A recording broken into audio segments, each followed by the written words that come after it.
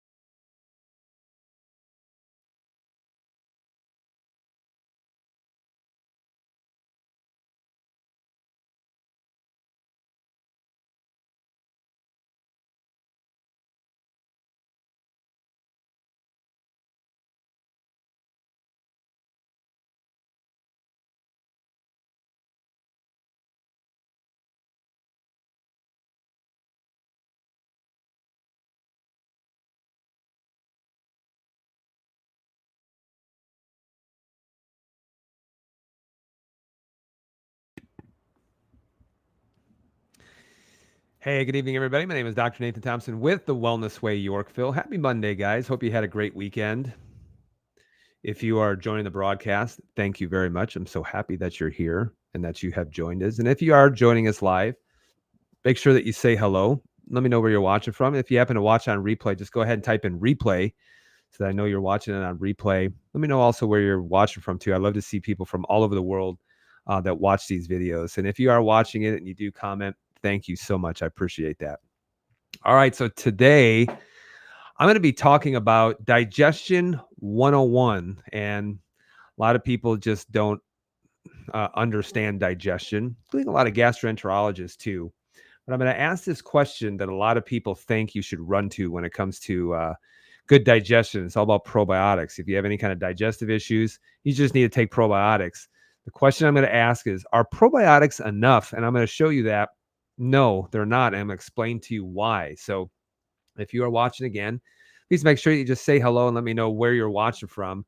I'm going to go over the ins and outs of digestion, especially, and answer some of the questions that I commonly get in regards to digestion, like fatigue and bloating, constipation, and really what you need to be doing about that. Okay. So here's what I'm going to be answering for today, and make sure that you watch this all the way through, especially. Why do I get bloating? Why do I have constipation or diarrhea?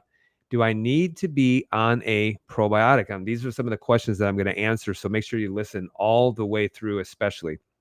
And if you do suffer from any kind of digestive issues, and one of the things I want you to do is make sure that you just follow the links that you can see on our page, our Linktree profile, and that will take you to register directly for our in-person inflammation event. This is an in-person event. If you're from the Chicagoland area, please make sure that you get registered for that. Some of the things I'm going to talk about is how inflammation is the spark that leads to every single chronic degenerative illness out there. And if you have any issues with weight loss resistance, cancer, infertility, problems with your hormones, thyroid issues, arthritis, type 2 diabetes, autoimmune conditions, hormone imbalances. And in fact, I had 2 new patients just today whose primary concern was hormone imbalances. But the interesting thing was that one of them, I believe, was actually dealing with mold. It had a lot of issues in regards to thyroid and, things like that. And it just didn't look right. I said, hey, do you have any issues with mold? And just remember, mold's an immune system trigger. It's very inflammatory. So when you start to understand inflammation is a response by the immune system. And this is why I'm going to go over some things that can cause an immune response, especially within the gastrointestinal system. So again, if you're from the Chicagoland area, please make sure that you get registered for this event. It's coming up on Tuesday, October 29th at 6:00 p.m. Don't miss that. That's going to be a week from tomorrow, 2 days before Halloween, when the holidays officially kick off. Now, I am going to say this, is that you're going to see after that Thursday, a week from Thursday and Halloween, you're going to see people start to get sick. Then they're going to blame the flu.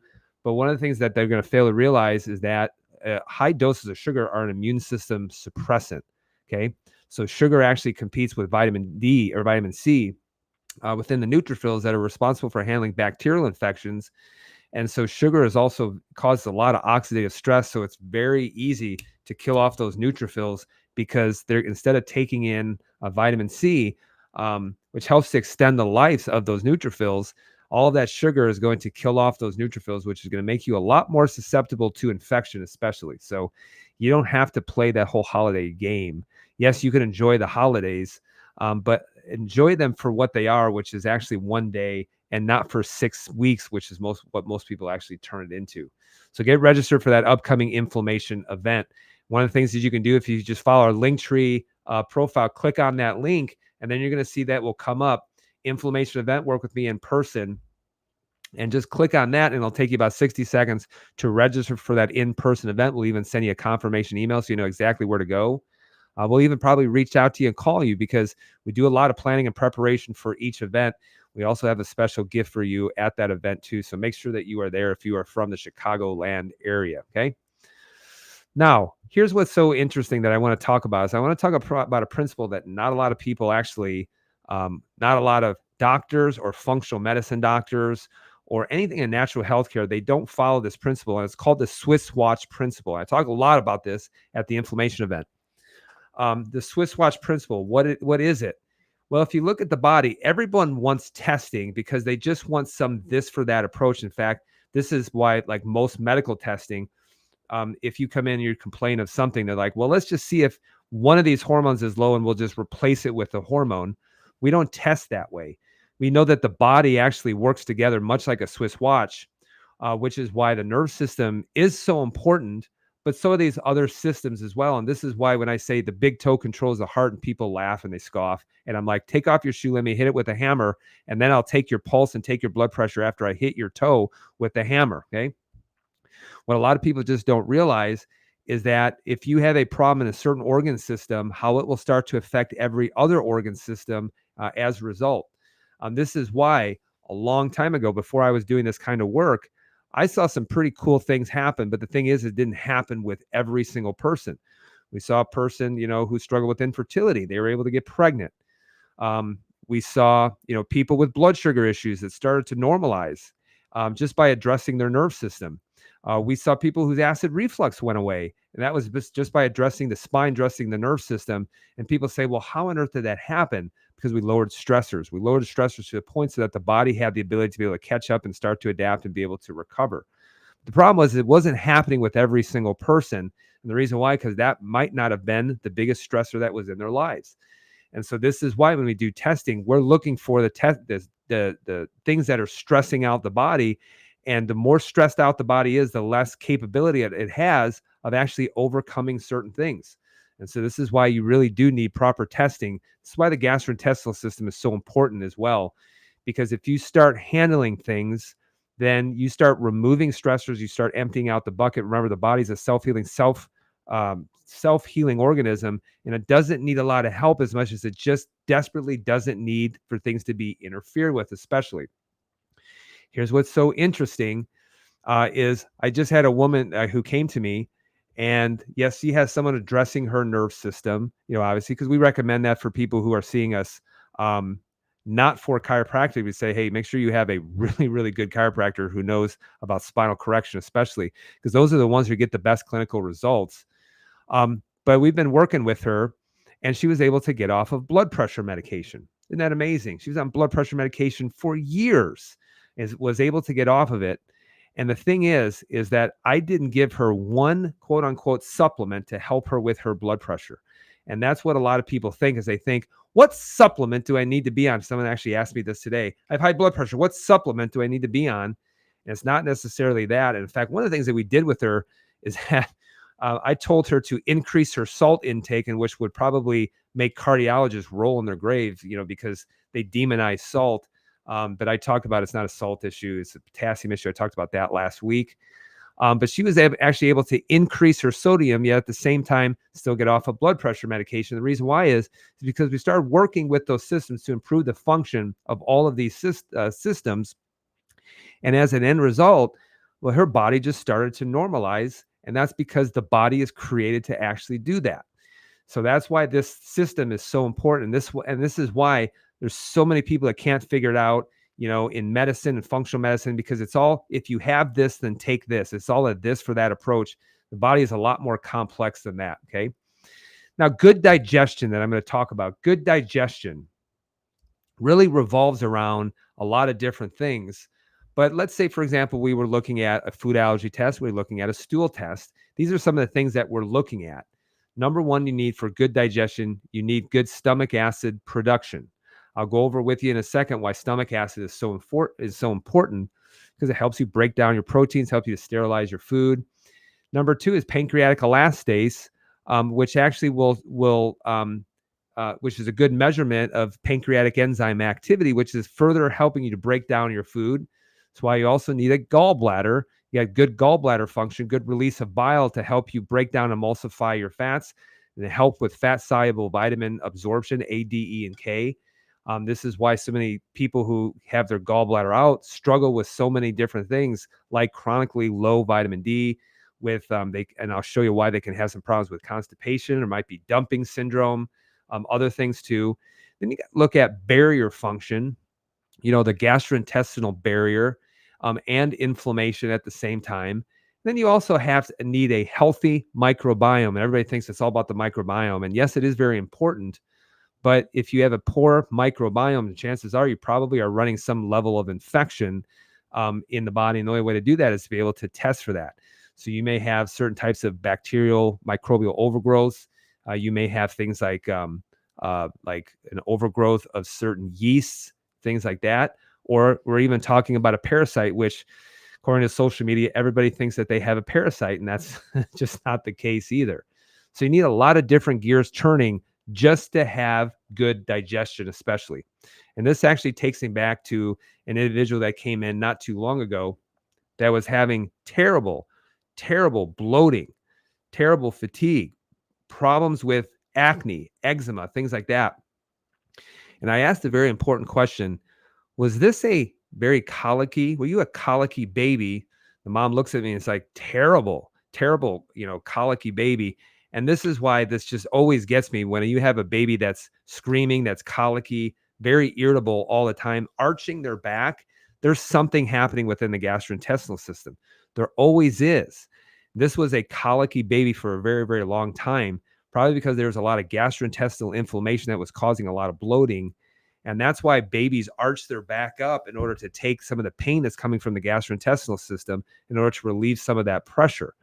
So we did a food test, and lo and behold, one of the things that you see there are 34 different food allergies. So one of the things I immediately comes to mind is wow, this individual has a very leaky gut, or has a very hyperpermeable intestinal barrier, which is why she's leaking a lot of proteins through that's going to be causing a lot of immune system reactions. Then one of the things that we did is we then went to looked and saw the whole picture of the gastrointestinal system, and looked and saw, hey, what are some of the issues that she's dealing with? And we measured stool. I actually just completed a 3-day stool test. Thanks, honey, for helping me with that. She'll never look at me the same, but I appreciate her help with that. But I basically had to collect my own stool for 3 days, and poop in a French fry tray and collect the sample, and put it in certain vials, and then refrigerate it, shake it up, mix up some things. I mean, it's a pretty lengthy process. But we do that in quite a bit of people. But if you look at her stool, you can see that she's very inflamed around the gastrointestinal barrier. You can see that there's just not a very healthy, diverse microbiome that's taken place. You can see that she's carrying pathogenic bacteria, infectious bacteria that's going on. And then you can see that her short-chain fatty acid production, in fact, butyrate concentration is very, very low. I'll explain to you why that is in just a second. And then you look at pathogenic bacteria and just not a very healthy, diverse microbiome. So you can see that she was really, really struggling. And that's why, especially with people who are dealing with issues when it comes to autoimmunity, when it comes to a lot of gastrointestinal issues, and when it comes to even when people say balance my hormones, say, hey, great, let's go ahead and see where there's a lot of inflammatory processes going on, because you cannot balance hormones if you stay very, very inflamed. It's just impossible, because hormones are a result.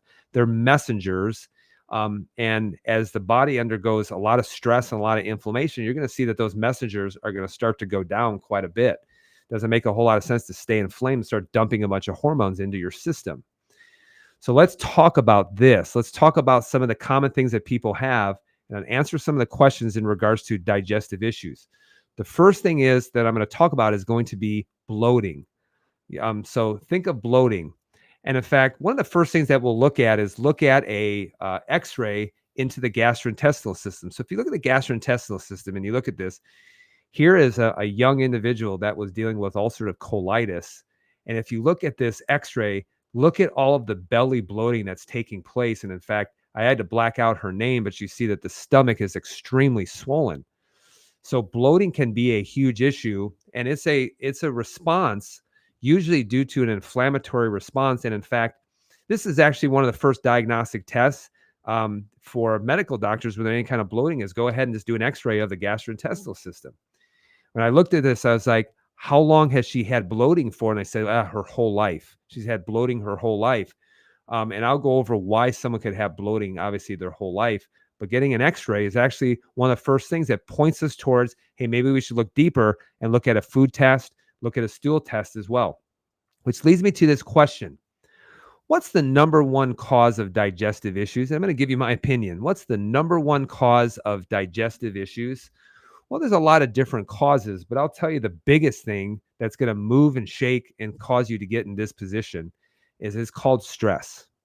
I've talked a lot about stress.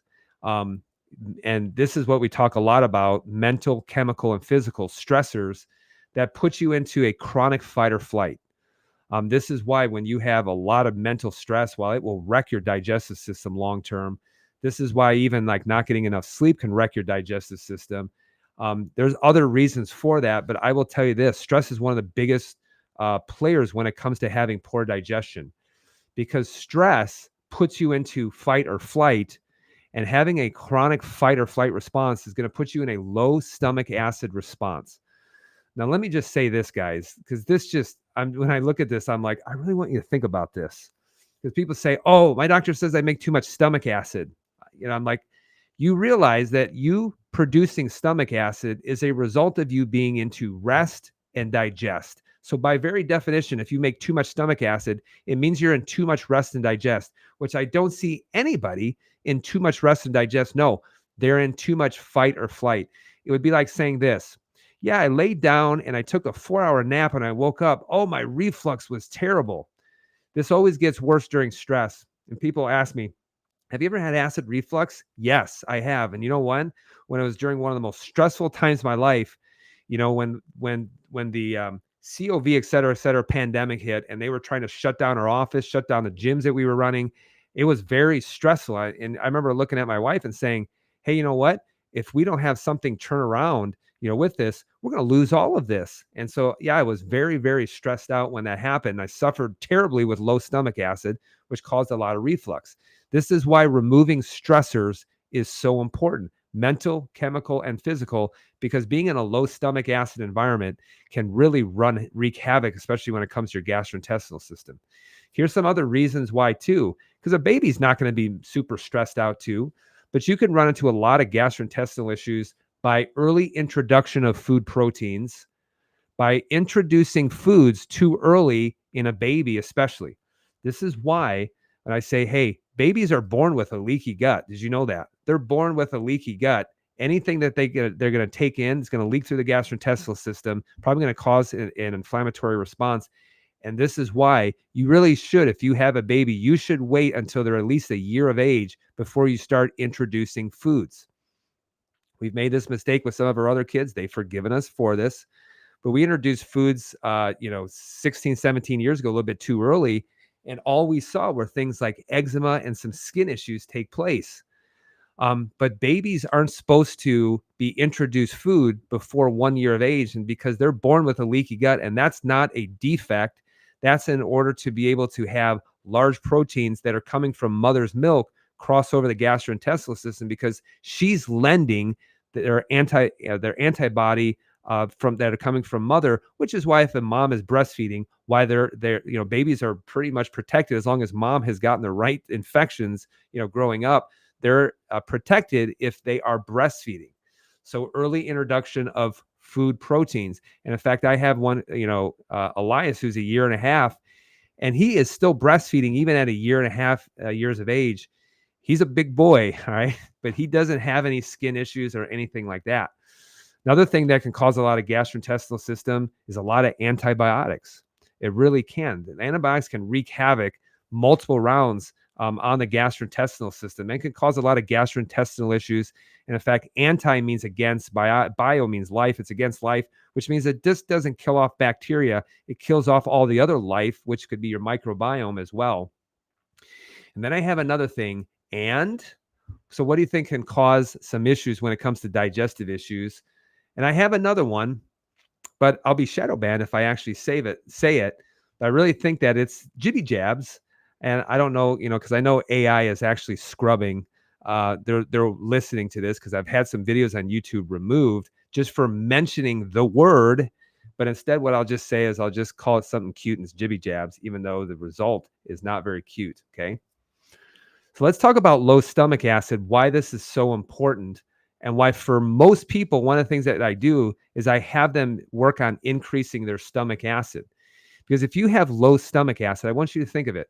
The purpose of stomach acid is to start breaking down the proteins of your food. The other purpose of stomach acid is also to sterilize your food. And if you are running in a low stomach acid environment, for example, like if you take a proton pump inhibitor, this is why when we do stool testing on people, this is why we also see that they also carry a lot of infections because they don't sterilize their food very well. The other thing is too is, have you ever asked the question, because this just comes down to being really observant and just asking questions to yourself. Why can two people eat the same food? One gets food poisoning and the other one doesn't. Maybe the person who didn't get food poisoning could sterilize the food a lot better, and the one who did get food poisoning couldn't sterilize their food the way that they were supposed to. But if you don't break down your proteins and you don't sterilize your food very well, then over time what happens is you will develop food allergies. And yes, you can even develop some pretty nasty infection within the gastrointestinal system. And yes, you can actually measure for that. So going back to a food allergy in which there's someone who has 34 different food allergies, you can see that this person probably wasn't breaking their proteins down very well. And in fact, you catch a lot of flack on social media by doing an IgG food allergy test, and the allergists poo-poo it, and they're like, oh, that's a stupid test. And I'm like, you don't understand the context in which we are doing it, because this person has done a fantastic job improving digestion. You know what's happened? She's lost 30 pounds. Acne has gone away, and eczema continues to improve just by doing some of those things. So look at this. Look at the different food proteins that they are reacting to. And one of the biggest things that I will tell you is the immune system around the gastrointestinal barrier isn't designed. It will go after any kind of protein, whether that's a bacteria, whether it's a virus, or whether that's actually a food. And that's why food has to be broken down completely in the stomach from proteins, which are just basically a bunch of amino acids bound together, and they need to be broken down into amino acids because the immune system doesn't respond to amino acids. So this just means there's been really poor protein breakdown, probably a long period of time. And there's also been something that caused damage to the gastrointestinal barrier, which is then causing a lot of those proteins to start to leak through, which is then going to cause an immune system reaction. The immune system is just sitting there around the barrier and it's just doing its job. And you can't blame the immune system for how it was actually created. Most of the things that we're doing, man has actually destroyed. And then we blame what God put into place in order that was there designed to protect us, especially. I tell you what, man does so many things in order to try to destroy the body, only because they deny the existence of God and think they're smarter than how God designed the body. It just doesn't make sense. Don't even get me started. Now, I will also say this. You don't understand physiology because people say, yeah, that's just a test to show exposure. And watch this. Yeah, you're not supposed to be exposed to food proteins. That's one of the things. When someone argues saying it's just showing exposure, it means that you don't understand physiology. And if you're coming up with some kind of argument, You're just giving a regurgitated answer that you probably learned from someone else, which is why when I say, where does most of your immune system sit? And people say in your gut, I'm like, well, you're kind of right. Why does it sit in your gut? And they're like, I have no idea. That's just what I heard from someone else. You got to be really careful regurgitating answers from other people, because you'll run into some problems, especially if they're wrong. I don't ask you to regurgitate what I've said. What I ask you to do is go and check it, because everything that I say is going to follow physiology, especially. Okay. So if you are suffering with issues with bloating, here's what I'm going to tell you to do. Get your foods, get your stool tested, get to the inflammation talk first and foremost. But one of the things that I know you're going to need to do is you're going to need to start breaking your proteins down better. And you're also going to need to be probably sterilizing your food better. So start increasing your stomach acid. Can you take things to increase your stomach acid? Yes, but this is why over time we want to teach people how not to need things like betaine hydrochloric acid or apple cider vinegar with some betaine hydrochloric acid. And how do you do that? You work on getting into rest and digest and being relaxed, because being relaxed helps with stomach acid production. So when say, how do I increase my stomach acid? Get more into rest and digest. This is why the nervous system is so important. This is why when you look at the Swiss watch, everything, guys, works together. And being in rest and digest will help with stomach acid production tremendously. But you may need to do some things that have been created by being so chronically low stomach acid. And I know another thing that can cause bloating too, because people say, well, what about yeast? Or what about yeast overgrowth? Or what about candida? One of the things that I'm going to tell you guys is candida is actually normal yeast within the gastrointestinal system. So why would you have a yeast overgrowth? Because you created an environment that allowed for it to overgrow. You also, with certain bacteria and things like that, you just created an environment to allow certain things to be able to overgrow. And that's why you want to change the environment more than anything else, versus always trying to kill things off and trying to do a this for that type approach. And yes, there are some things that can help to kill off yeast, but I would actually say this: the most important thing that you need to do is increase your stomach acid and get off of processed sugar, because that's what will feed the yeast especially. Here's question number 2. Why do I have constipation, or why do I have diarrhea? Okay. First, let's address constipation. Now, when people ask me, well, would you rather have someone constipated or have diarrhea? I say diarrhea in a second, because if you're constipated, that is just a great opportunity for things to stay within your bowels and for you to become very, very toxic as a result. But remember this, remember what I said about good digestion. You need enough stomach acid. You need good pancreatic enzymes. You need good gallbladder function. You need a barrier that's intact and not inflamed. And then you also need a very healthy and diverse microbiome, and not to be carrying any kind of infection, whether that's a microbial overgrowth, whether that's candida, or even if that's a parasite. Okay. Just remember this: biggest reason why, if you have a parasite, why you have it, probably low in stomach acid. Okay. Now, constipation. The biggest thing with constipation is if you asked, a registered dietitian, you asked the doctor, you asked, functional medicine doctor, hey, I'm constipated, what do I need to do? They're going to give you some blanket answer of saying, you need to drink more water, or you need to have more like magnesium. Okay. Yes, taking magnesium, specifically magnesium citrate, yes, it will actually cause your smooth muscle to contract. And yes, you can force yourself to have a bowel movement. But what happens when you take away that magnesium and you just become constipated again? Now, I will actually say this is, if you look at a stool test, you probably will see a high amount of what are known as methane producing bacteria. And I call it Mr. Smith, Methanobrevibacter smithii. And any kind of methanogens can actually cause the smooth muscle to get paralyzed. Methane will paralyze the small intestines and doesn't allow things to move through the gastrointestinal system the way that it's from.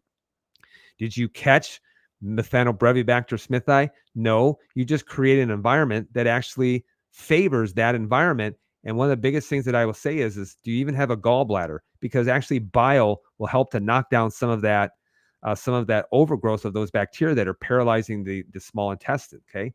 Can you be low in minerals? The answer is yes.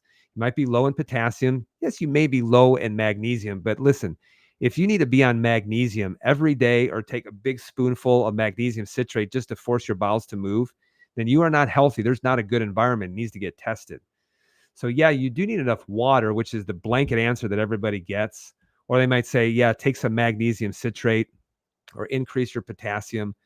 Those may be some of the culprits, but they're not the big picture. The big picture that I would look for is, do you have a lot of methane producing bacteria that's affecting how the smooth muscle contracts within the gastrointestinal system? Dr. Nate, what about diarrhea? Okay. What about diarrhea? Well, again, go back to good digestion, good stomach acid, good pancreatic enzyme activity, good gallbladder function, good barrier function, no inflammation, healthy microbiome that's healthy and diverse, not carrying any kind of infection. So if someone has chronic diarrhea, here's one of the first things, okay? And this is also true when it comes to even IgE and IgG food allergies, is what releases histamine? That's an immune system response. Do you know that people who just have to live on Benadryl all the time because they have so many allergies? And that's just called due to the mast cells, which is a type of immune cell that actually degrades and releases histamine. And usually that's a response. That can be a response to food. It might be a response to parasites. It might be it might be an allergy type response. But the thing is that if you have a high um, histamine release, is that can actually stimulate the bowels to get rid of what's up above in the upper part of the GI, and that can trigger some diarrhea. Just remember this. Diarrhea is the body trying to get rid of something. So if I ate a bunch of bad pizza, if I may have diarrhea or I may throw up, okay? But it's how the body is actually trying to clear out a possible infection, but it may not be an infection. It may just be a histamine response due to foods and things like that, okay? Now think of this. What happens when you have food poisoning? So what happens when you have food poisoning? Well, you may throw up, you may have diarrhea, it may last for a couple of days actually, and it will calm back down when the body has cleared out what is actually interfering with good gastrointestinal health, especially. Now, here's the other question too that I want to ask you is, do I need to be on a probiotic? And the reason why I say that is, if I stood outside the grocery store, if I stood outside Target, if I stood outside a store and said, what's the number one thing that you need to have good gastrointestinal health? Probably people, instead of saying stomach acid, they'd be like, I need to be on a probiotic. And guys, I've measured people so many times on probiotics, and it's not even growing within the gastrointestinal system. So do I need to be on a probiotic? And the answer is, well, would you plant grass seed on concrete? See, people will go and they'll want to get like the best probiotic. And the problem is that the environment is so terrible within the gastrointestinal system that you can keep planting it and nothing is ever going to grow. Nothing's going to be able to colonize in there because there's such a terrible environment. It's like saying this, it's like coming across a bare patch in your yard. And you're like, we need to plant some grass seed here. And the reason why the grass died was because it was super dry. It was not fertile soil. So then you go, to, your local Home Depot, or you go to Menards and you say, I need the best grass seed. I need the best. Like, give me the best. Give me your premium grass seed. You buy the most expensive grass seed. And then you go and then you plant it in the same environment that caused the grass to die in the first place. Or I tell people, would you plant your grass seed on concrete? Because it's not a fertile environment for things to be able to grow. That's why when people say, why didn't you put me on probiotics starting off? I'm like, we're trying to change the environment first so that you're not wasting your money on a good probiotic, okay? One of the biggest things that I tell you is your microbiome needs a very mucus environment. So, and this will make sense because where do bacteria like to live? In a dark, warm, and moist environment. And here's the proof in the pudding is if your child has an ear that's not draining the way that it's supposed to, introduce a bunch of food allergies, they'll get a bunch of mucus production. It can't drain, through the eustachian tubes. And then what happens is the mucus just stays in there. And that's just a flycatcher for bacteria. Bacteria love that type of environment. And which is not good in the ears, but it's actually good within the colon. So the microbiome needs a very mucus environment. And that's why sometimes one of the things that you have to do is you have to increase mucus production within the gastrointestinal system. And yeah, things like chamomile and things like that are things that can help. but you need to have an environment that's not inflamed. And that's why we may not even do it for 6 to 8 weeks before we introduce some of those things, because you really need to change the environment before you start dumping things in, thinking that it's going to help improve my digestion and things like that. Which leads me to saying this: fix the environment, fix the reason why it happened in the first place. Here's another question too, Dr. Nate. What do you think about fiber? What do you think about fiber? Well, it's just a fact that fiber feeds the microbiome. So when you talk about fiber, and this is why we look at this on a stool test, and you'll look at the production of what's known as short chain fatty acids. Basically, what fiber is fiber provides food for your microbiome. So things that you cannot digest, the bacteria that live in your colon can digest it, they metabolize it, and then they'll produce something known as short chain fatty acids, which has a wonderful effect on the body in regards to things like energy, blood sugar, so many different functions. There's so many different functions that they don't even realize, but this is why fiber is so important, and why, yes, it actually feeds the microbiome. Okay. So, and I know what, the carnivore crowd, they're going to have to say something and regurgitate something that they learned from somebody else, but I'm going to answer that in just a second. So think of this. You need to probably increase your stomach acid, and some of the things that can help with stomach acid or to increase it, with supplementation are things like betaine hydrochloric acid, or even apple cider vinegar. And this is why I tell people you should be getting apple cider vinegar, 5 minutes before every single meal, because most people are eating in a stress state. Most people are. And in fact, that's why I say for good, healthy digestion, you need to see the food, chew the food. You need to smell the food, but most people, they're just not doing that. And they're not chewing their food 32 times before they swallow it. And all they're doing is they're just causing their stomach to have to take more time in order to be able to break it down, which is why having a very high stomach acid is very, very important. Okay. The other thing too is avoiding food allergies, but also too, if someone has something like, 34 different food allergies, there's a lot of barrier dysfunction. Now, one of the things too, you got to get those food proteins out of there in order to calm down the immune system. Otherwise, that barrier is never going to be able to heal. But yeah, there's other things too that you can give in order to improve barrier function, which is called fulvic acid. And this is actually in what's known as ion. So if you ever heard of ion, this is very, very important, especially with someone who's got a lot of food allergies.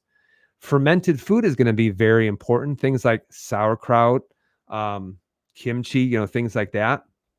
But fermented food, that's why, do people need to be on a probiotic? No, I think you should be getting actually a lot of fermented food, but a lot of people just don't like sauerkraut, or they don't like fermented veggies, fermented cabbage, fermented soybeans, things like that. And then also tons of fiber. You really do need tons of fiber. And where are you going to get it from? Think of fruit and veggies. Okay. And then sometimes people need to be on antimicrobials and antifungals if they get a big overgrowth. But guys, it's always about changing the environment, which is why stomach acid, guys, is so important as well. But yes, there are certain things that contain berberines. And in fact, even when we do stool testing, it will test and see this has the biggest impact on these specific microbials. And it might be, it might be Oregon grape. It might be golden seal. It might be wormwood. It may be uva ursi.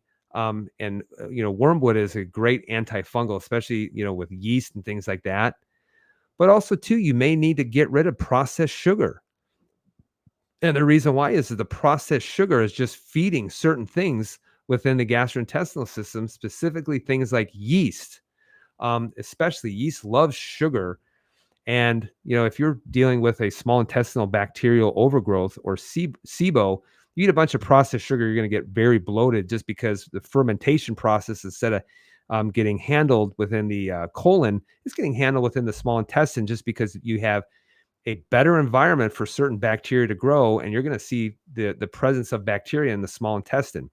And think of this. Your small intestine has a diameter of only about that, and you got 6 feet of it. And if that starts to grow or produce gas, you're going to see a lot more bloating take place, versus if you have a large intestine that's already, has this much diameter, and you're going to have gas and you're not going to feel it. You're not going to feel the bloating and things like that, because that's where the fermentation process is supposed to take place. Okay. Now you may say this, but doc, I'm on a carnivore diet and I've never, ever felt better. Okay. Well, here's the thing. Reason why you feel better, there's a reason why you probably had a lot of food allergies and then you just avoided them, which took down the inflammatory process. Now, everyone over a long period of time is going to feel better with less sugar and less inflammation. But the biggest question is can you sustain it long term? Can you do that as a long-term lifestyle? Now, have I put people on a carnivore type diet? Yes, I have. I have, but we're also testing it to see if they should and also when they should dial it back and introduce other things. We're always testing that. I just don't tell them, hey, do a carnivore diet and just go and just run with it and do it as long as possible. And that's why you can't do any one diet for a long period of time unless you are, in fact, actually testing it. So if you have a question, I'm saying, did you test it in order to see exactly what's going on? Okay. Now, final thought, I will say this. How many people do you see online? They're like, do my protocol. And I just shake my head and I'm like, oh man. Or if I have a patient come in, it's like, I'm doing your protocol. And all I want to do is just reach across and just say, hey, listen, it's not a protocol. It's what I'm recommending for you based off of your testing. But how many people, something works for them and then they think everyone should be doing it. And then they call it, here's my protocol. And then they want to sell a protocol and they want to have everyone do it. Some people get better. Some people don't get better because everyone's different. Everyone's unique, which is why I put this picture up here. You should follow my advice. After all, it works for me. And then the next thing is, well, maybe I'm not you. And they're like, oh, don't be ridiculous. But how many times does that happen when you argue back and forth? Is if you see someone and they're saying some kind of just blanket protocol, please, guys, run away from them. Run very fast, run very, very far because everyone is different. Everyone is unique. Okay. That's why they say everyone needs to be on a DASH diet or a Mediterranean diet. Well, not necessarily. You should be testing in order to see what's going on because the only thing that will work, the protocol that will work is the one specifically that's going to be for you. And that's why if I took 100 people, there would be 100 different things of what they're going on. So there's not one set protocol that's going to work for every single person. If anybody says that it is, please run away from them and find someone else, please, to follow. Okay. Here's a different perspective. How many times do you see that the body messes up and the body makes mistakes? And here's what I want to say. It's not that the body makes mistakes. Maybe it's, I haven't figured it out yet. So if you want to blame your body that it's messing up, that it's making some kind of mistake, that it doesn't like you or, you're just doomed. Maybe it's, I just haven't figured out the right things yet. And this is why, guys, I would actually say, please don't try to do it yourself. The quickest way for you to go from Chicago to Los Angeles is to look at a map. And you need someone who knows exactly the right test for you to get in order to reduce stressors, in order to lower some of those things down and to get you from point A to point B as quickly as possible. What's the best way to go from Chicago to Los Angeles? In a straight line. But many people are taking so many zigzags in so many different directions, and then they're just dumping a bunch of supplements into the system without any idea of what it is doing, what it's not doing. And they're getting all kinds of testing without any kind of direction or anything like that.